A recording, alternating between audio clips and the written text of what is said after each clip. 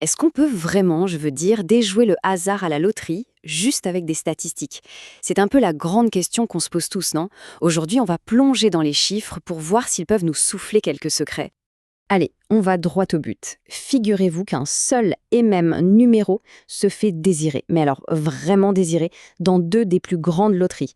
Et ça défie un peu les probabilités. C'est ce mystère qu'on va décortiquer ensemble.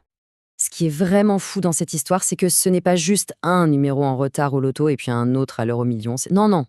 C'est le même numéro qui est aux abonnés absents dans les deux jeux. En même temps. C'est une coïncidence statistique assez remarquable, il faut bien l'avouer. Bon, le suspense monte, n'est-ce pas? Alors, c'est qui ce fameux numéro qui se cache des machines? Allez, trêve de bavardage, la révélation, c'est maintenant. Et le voilà, le numéro 11. C'est lui, le protagoniste de notre analyse. C'est lui qui est au cœur de cette double anomalie.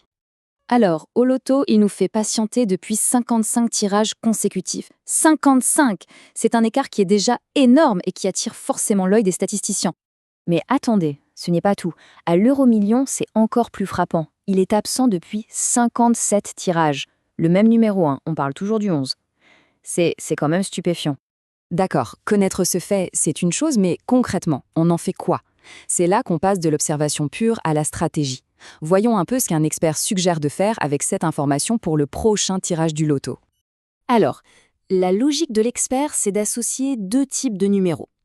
D'un côté, on a notre star, le 11, le plus en retard, et de l'autre, on lui adjoint le 48.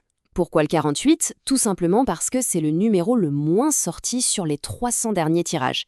Il n'est apparu que 20 fois, ce qui en fait, d'un point de vue purement statistique, un allié de choix. La recommandation pour le loto est donc simple comme bonjour, jouer l'association du 11 et du 48. Passons maintenant à l'euro-million. La stratégie de Basel ne change pas. On garde le numéro 11 comme encre. Mais cette fois-ci, son partenaire statistique va être différent. Pour l'euro-million, la logique est tout à fait similaire. On associe le 11 avec le numéro 22. La raison?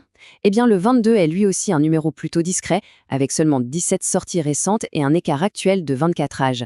C'est donc une autre combinaison basée sur des chiffres qui se font rares. La suggestion pour l'euro-million est donc tout aussi claire, miser sur le duo 11 et 22. Et maintenant, attention. C'est peut-être le moment le plus important de toute cette analyse. Après avoir exploré les stratégies et les chiffres, il faut absolument faire un retour à la réalité. C'est une mise en garde essentielle qui vient de l'expert lui-même. Cette phrase, elle résume absolument tout. Les stats, ça peut nous éclairer, ça peut donner des pistes de réflexion qui sont fascinantes, c'est vrai, mais elles ne pourront jamais, au grand jamais, prédire l'avenir dans un jeu de pur hasard. C'est la règle d'or qu'il ne faut jamais oublier. En fin de compte, l'approche la plus saine, c'est celle-ci. Il faut se rappeler que ce sont des jeux de hasard. L'objectif principal, ça devrait toujours être de jouer pour le plaisir, de respect raisonnable dans ses mises et, par-dessus tout, de s'amuser. On termine donc sur cette question. Est-ce que des schémas comme celui du numéro 11 sont de simples coïncidences ou est-ce que la chance finit d'une manière ou d'une autre par suivre les lois de la probabilité? C'est une réflexion qui laisse la porte ouverte au mystère du hasard.